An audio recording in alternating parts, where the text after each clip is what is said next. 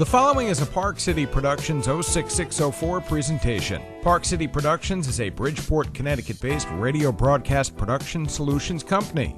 Learn more about our variety of talk programs, including business, sports, health, and wellness, by liking us on Facebook, subscribing to our YouTube channel, and by following us on Instagram. Or you can email us anytime at parkcityproductions06604@gmail.com. That's parkcityproductions06604@gmail.com.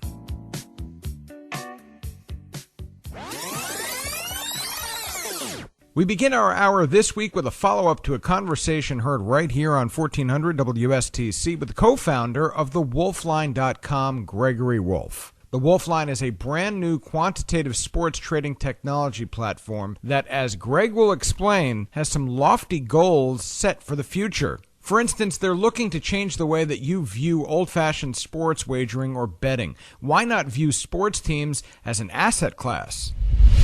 What we do theoretically and through intellectual property and practically applied products and platforms is provide the prospective trader / speculator or market participant in these competitive predictive markets, which is what they are, with products and tools that will allow them to quantitatively take charge of the speculations that they make, whether it be in the context of traditional sports trading, fantasy sports trading. We have a virtual currency called Wolfe Bucks, so that allows people to circumvent any type of onerous laws that could be local pertaining to their particular jurisdiction and allow them to not only get the full-blown market experience of quantitative trading as they would, say, with commodities or stocks or options or futures or precious metals, keep going, foreign exchange, but it also is an educational experience to where they can then later apply what they learn through the usage of our products and our platform as far as like an educational service going forward. And it's nothing so intimidating, I guess. Now, last week you offered our listeners here at WSTC a very in-depth look at exactly what the Wolfline is, and I thank you for going back and kind of encapsulating it. I know that this is something you've been talking about for a very long time now, so you're probably starting to feel like a broken record, but I think it's important because when the goal is something as big as what you have put out there, it's going to take time to kind of change people's way of thinking. And well, you're exactly right, and it's the same. It's the same in any kind of context, going back as far as you would like, and you could see that now kind of taking place in political context. But it goes, first you're ignored, then you're ridiculed, then you're violently opposed, and then you're accepted as self-evident, and then it's over, and then it becomes utility, and then it just becomes fact. So we went through that process for quite a while, and now we're kind of in the later stages of it, thankfully. The public wasn't really prepared to accept a lot of the things that we were saying. What we are saying is that the closing price of these relationships is made up of the efficient market hypothesis, behavioral economics, and the transaction costs. The efficient market hypothesis, of course, and the transaction costs are absolutes. So where the edge that you will find, or the user or the trader will find, is in the behavioral economics portion of the market price. And again, that's applied to what we call price, which is handicap. In former parlance, it would be called handicap or spread. Volatility is the totals, and probability and or delta percentage would be the money line. It's the kind of thing where if you can prove that A is equal to B, then everything that applies to A will then apply to B.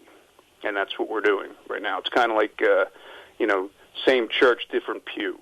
Ultimately, the challenge is getting folks to consider sports speculation on par with any security. Oh, I talked to guys that have been, I'll just bring in conversation. I talked to guys that have been trading foreign exchange for 20 years or whatever, and they'll immediately say to me, "Well, I don't bet," and I get, it's very vexing. Yes, you do. You do bet. That's exactly right. For a living. Anytime you make a speculation with other people's money, yeah.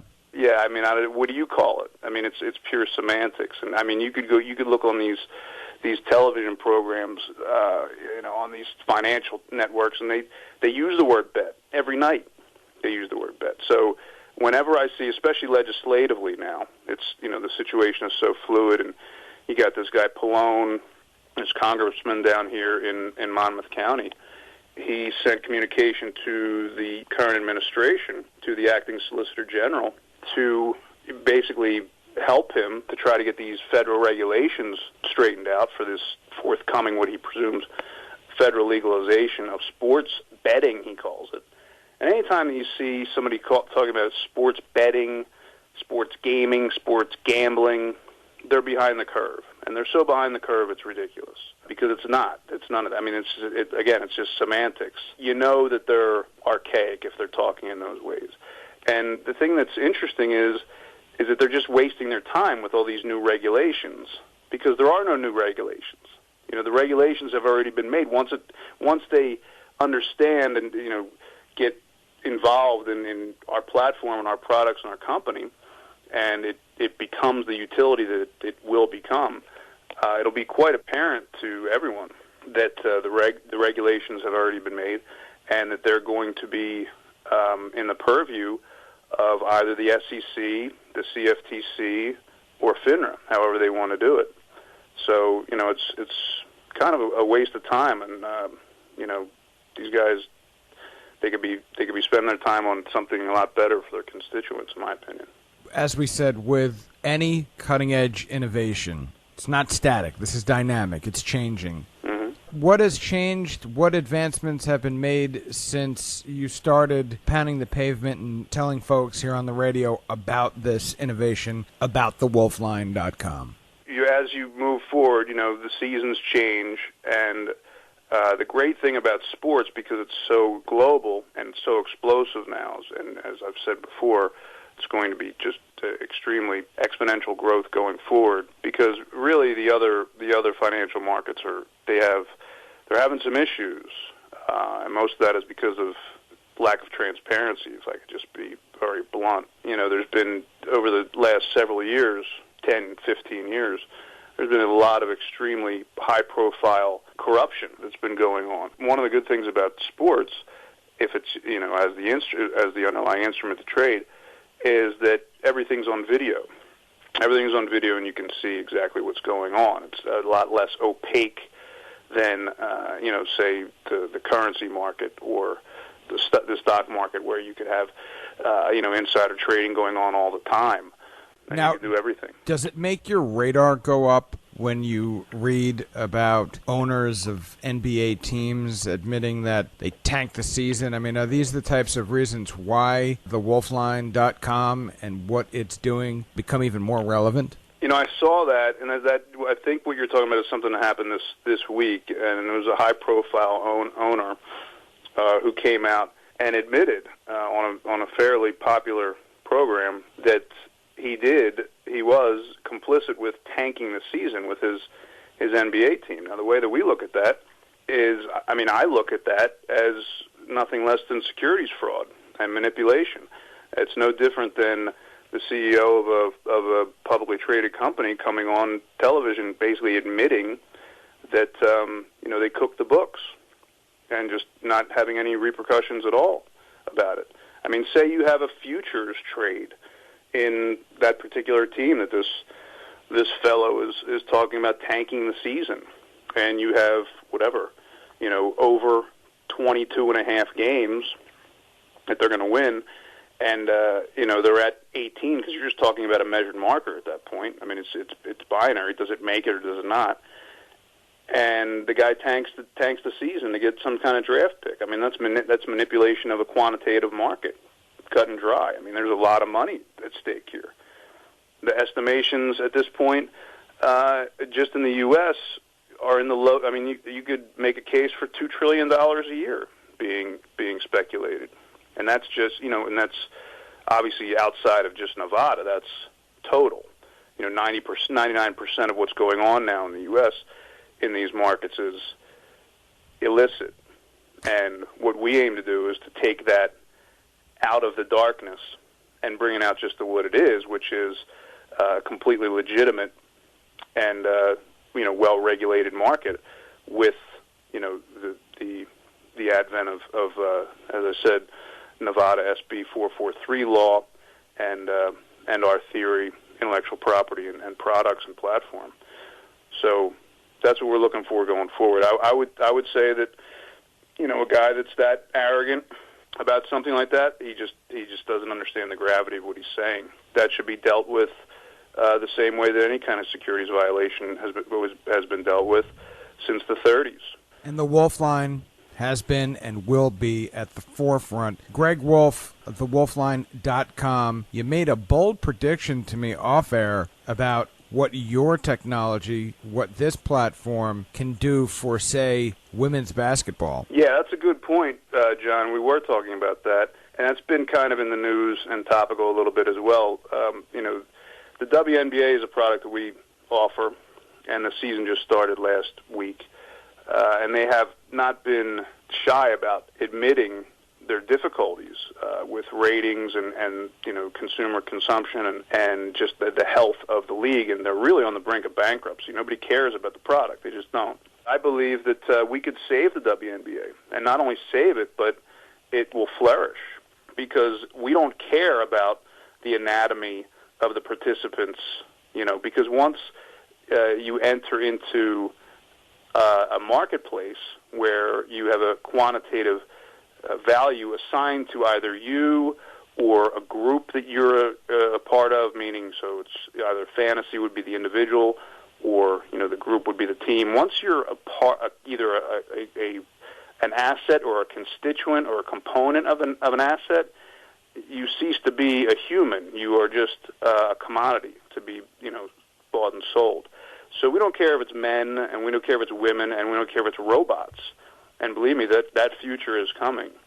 No matter what, you cannot get away from supply and demand and market forces, and that's what it all comes down to. And we've been able to put all of our theory into